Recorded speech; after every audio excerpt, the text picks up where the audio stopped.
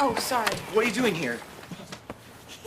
The TV graveyard is littered with the bones of once-in-a-generation events that networks swore would change everything. You remember the trailers? Sweeping helicopter shots? A thunderous voiceover? The stars lined up shoulder to shoulder like they were about to invade primetime itself. These weren't just shows. They were promises.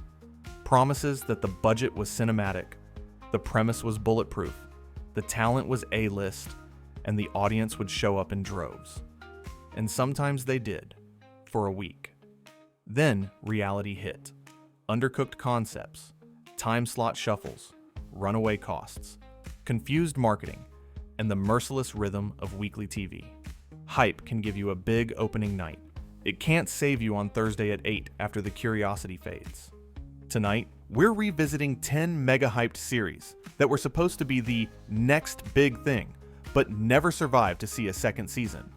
You'll see ambitious sci-fi that arrived just a decade too early, prestige teen drama that critics loved but Nielsen didn't, and wild experiments that sounded genius in a pitch meeting and baffled viewers at home.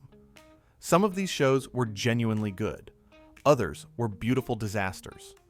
All of them tell a bigger story about how television dreams can burn bright and burn out fast. If you love retro TV deep dives and want more lists, weird facts, and lost pilot lore, do me a solid. Tap like, hit subscribe, and ring the bell. It helps a ton and tells the algorithm you want more. Throwback network nostalgia coming your way.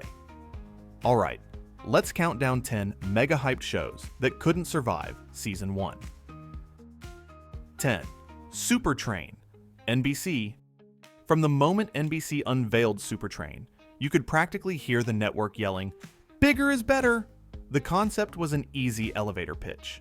Take the Love Boat's rotating guest anthology formula and strap it to a futuristic luxury train speeding across America. Sets were massive, the model work was elaborate, and the network marketed it like a primetime miracle. Gloss, glamour, and a promise that every week felt like a mini-movie rolling into the station. This was going to rescue Saturday nights and give NBC a signature spectacle. But within weeks, Super Train revealed the trap behind a shiny premise. You still need stories people care about. For all the money on the screen, the episodes often played like lukewarm soap with a novelty backdrop. Tonal swings didn't help. One week frothy comedy, the next week melodrama, while characters felt like passengers more than leads. The production's enormous cost became the story, and when ratings didn't justify the spend, the train's brakes squealed. Time slot moves and retooling couldn't overcome the simple truth that spectacle without a sticky hook rarely fuels week-to-week viewing. Super Train's legacy is outsized, but not the way NBC intended. It became a cautionary tale whispered in network hallways. If your concept relies on a set piece instead of compelling, repeatable character dynamics, you're shoveling coal into a very expensive engine headed for a short trip. The network would take other big swings in the 80s, but Super Train proved that primetime engineering marvels don't matter if the destination is forgettable. Our next stop? A show that promised movie magic on TV via a man who could become any animal. 9. Manimal, NBC, 1983. If you were a kid in '83, Manimal's promos were an instant hook, a dashing crime fighter morphing into a panther or a hawk to catch bad guys. It looked like a comic book come to life, complete with sleek title cards and an air of sophistication. NBC sold the fantasy hard. This was the show that would deliver big screen special effects on a weekly schedule. The pilot had a polished sheen, and the lead's suave, almost Bond-like aura hinted at an urbane thriller with a supernatural twist. Then the weekly grind set in. Practical transformations ate time and budget, so episodes leaned on quick cuts and recycled sequences that dulled the wow. Plots played like standard cop fare with an occasional creature cameo. And the science fiction logic felt flexible at best. Worse, Manimal entered a brutal ratings ecosystem. Competition siphoned off audiences while the show struggled to define itself. Campy fun or straight-faced adventure? The indecision left it stranded between demographics. Too earnest for irony-loving viewers, not grounded enough for procedural fans. Despite its short life, Manimal morphed into a cult curiosity, living on in clip reels and, remember this, retrospectives. Its bigger lesson is evergreen. A high-concept poster can launch a series, but unless you translate that promise into repeatable, character-driven episodes, the novelty wears off. And if you think creature powers are a tightrope, try balancing teen drama, alien royalty, and network production chaos. Which brings us to a show that arrived with stars in its eyes mythology and crash-landed in scheduling turbulence. 8. The Powers of Matthew Starr, NBC. The early 80s were sci-fi friendly, and The Powers of Matthew Starr had a pitch built for the moment. A teenage alien prince hiding on Earth, juggling high school life with secret abilities, destined for a grand interstellar destiny. NBC pushed the youthful angle hard, handsome leads, TGIF-friendly energy before TGIF existed, and the promise of serialized mythology sprinkled over weekly adventures. On paper, it could attract both sci-fi fans and teen viewers looking for a relatable hero with a cosmic twist. But behind the scenes, the show hit turbulence. Production issues and rewrites created an uneven tone, veering from earnest teen melodrama to half-baked space opera. Episodes swung wildly. One week a small-town problem of the week, the next an alien plotline that felt stapled on. The schedule never stabilized, and without a consistent myth arc to reward loyal viewers, casual audiences drifted. By the time the show tried to lean harder into the sci-fi world building, the spell was broken. In the fragmented weekly landscape, you can't ask viewers to relearn the rules every episode. Matthew Starr's legacy is part right idea, wrong execution, part victim of timing. Before DVRs and streaming, any serialized flavor had to be crystal clear and incredibly sticky. Otherwise, missed weeks became missed audiences. The show remains a footnote that hints at what TV would do well a decade later when mythology-driven series had the infrastructure to survive. Now, if you think mixing tones is hard, imagine fusing gritty police drama with full musical numbers. 7. Cop Rock, ABC. Only Stephen Bocco could sell a network on a police procedural where suspects and detectives break into original songs mid-investigation. ABC marketed Cop Rock like the second coming. Fearless, innovative, boundary-smashing. The pedigree was undeniable, the cast strong, and the press attention massive. This was supposed to be the show that proves TV can still surprise you. And in a way, it did.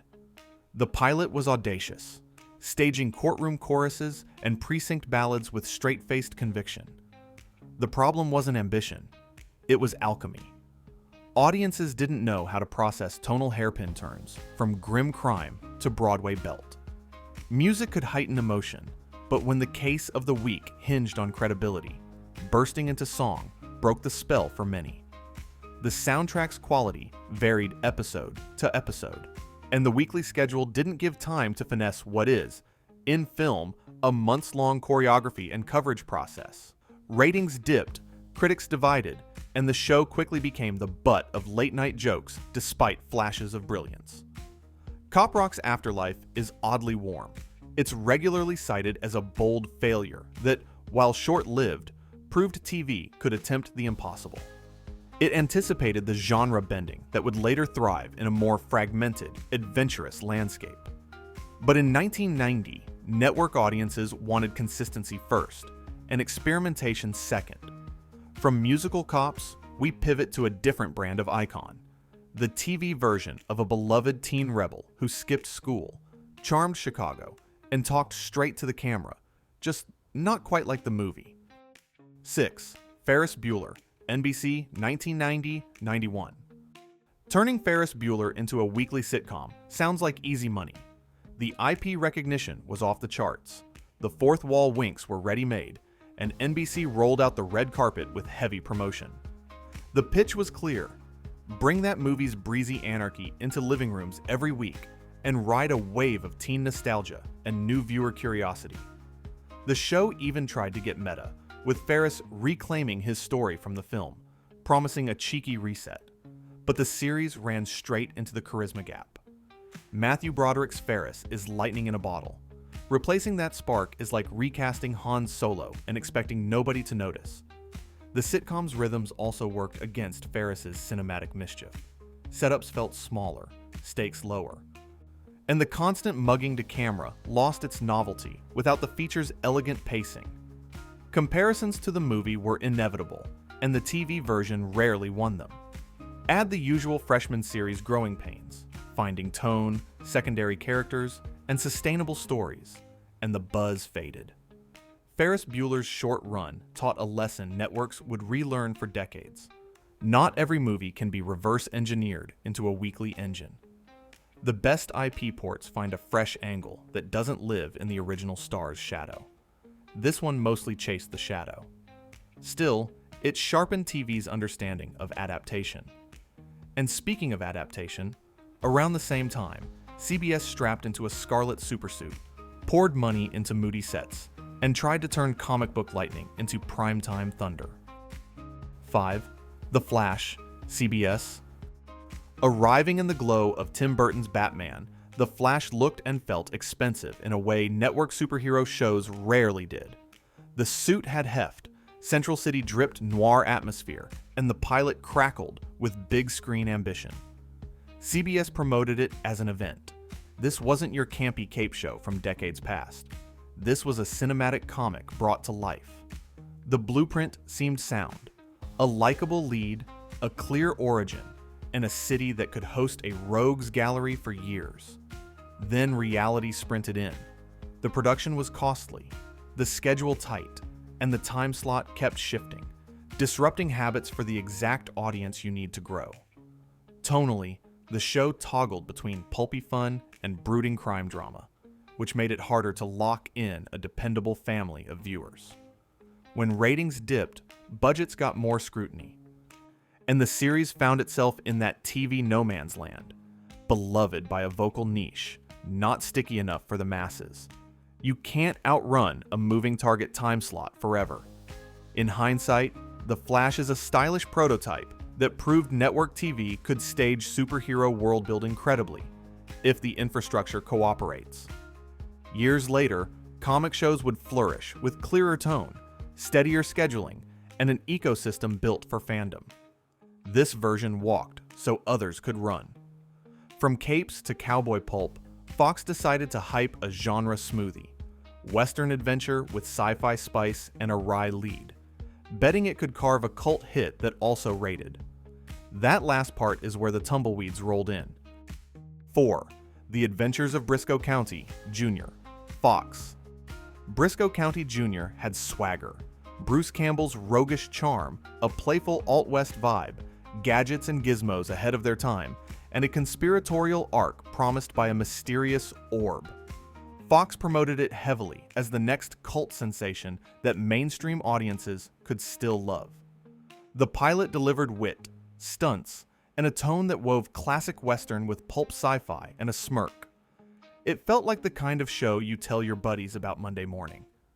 But genre blending is a delicate business. For every viewer delighted by the mashup, another wondered, wait, what is this exactly? Networks crave definable categories because definable categories are easier to sell, and Briscoe lived in the margins. Ratings never matched the enthusiasm of its most ardent fans. Budgetary realities for action-heavy hours also meant the show needed broader reach to justify its scale. When the math didn't add up, the cancellation came, leaving behind fond memories and an if-only cloud. Briscoe's legacy is big. It mapped out how to do winky, referential adventure TV with sincerity. Less parody, more playful homage. Later shows would refine that blend for larger audiences, but Briscoe remains a shining example of the right idea arriving a touch before its natural moment. If the American frontier wasn't sustainable, Perhaps a new frontier would be a colonist drama on a hostile planet with prestige aspirations and cinematic scope. Enter a network event with a title that sounded less like a show and more like a mission. 3. Earth 2, NBC. Earth 2 launched with the weight of an event series. The premise was serious.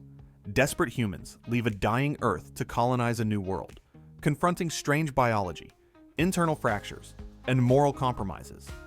NBC's marketing leaned into scope, big vistas, textured world building, and serialized stakes.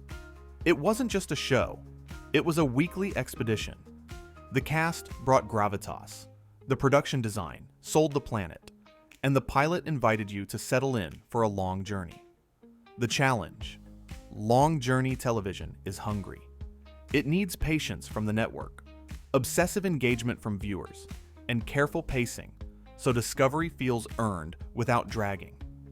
Earth 2 often struggled to balance episodic needs with its larger arc. Some episodes soared with tense survival storytelling, while others felt like pauses without payoff. Add budget pressure and time slot headwinds, and the audience gradually eroded. In the mid-90s, without DVRs and on-demand catch-up, missing a week or two meant falling off the wagon entirely. Today, Earth 2 reads like an early rehearsal for the serialized sci-fi that streaming would later polish and popularize. It's respected for its ambition and the tactile sense of place it created, even if it didn't stick the ratings landing. Ambition would take a very different shape in our next entry. Not genre spectacle or IP, but raw, honest teen storytelling that critics adored and numbers couldn't quite protect. 2.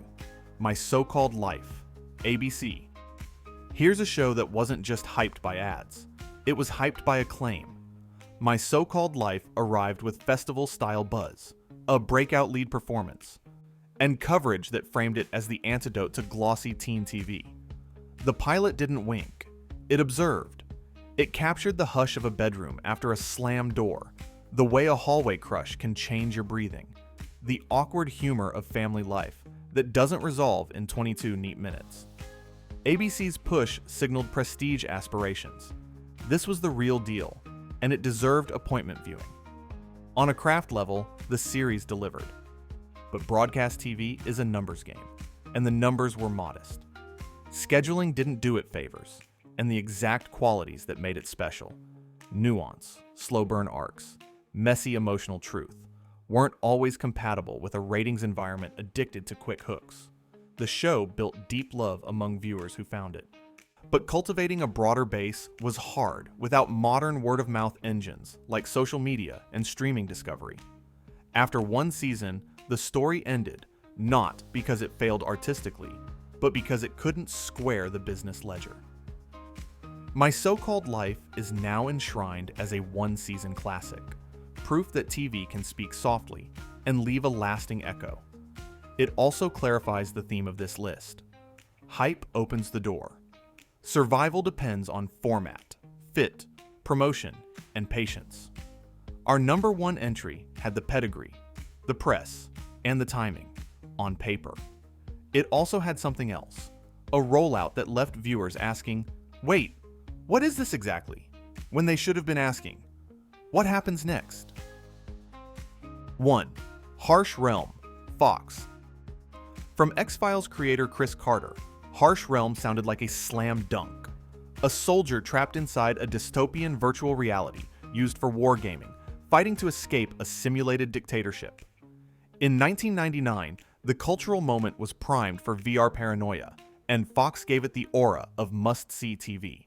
The premise had serialized stakes, the creative pedigree commanded attention, and the pilot teased a grim, high-concept world where choices had brutal weight.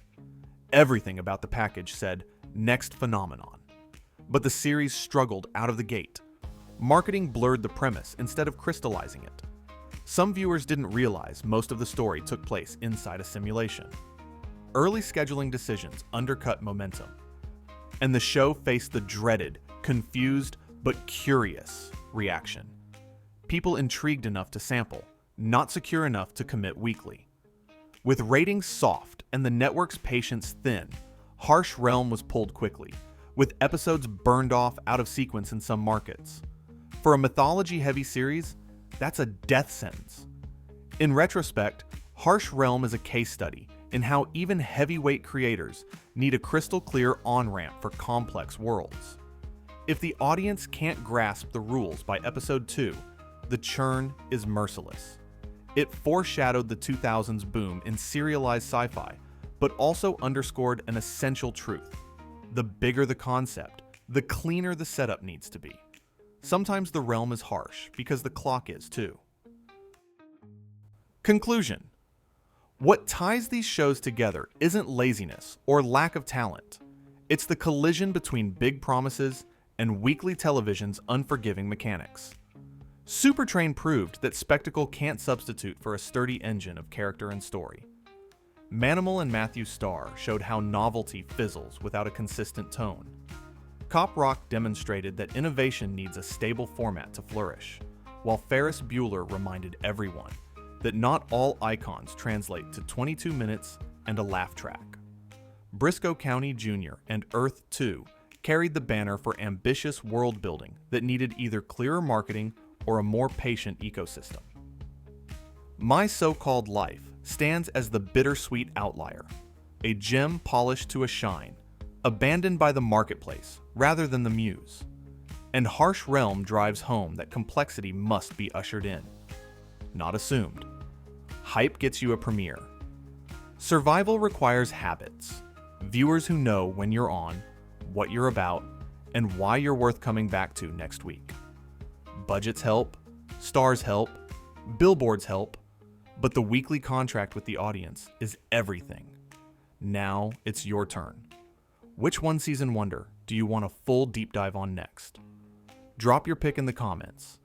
And if this list hit your nostalgia sweet spot, like, subscribe, and share to keep Throwback Network rolling. Same time next week. No hype, just good TV stories.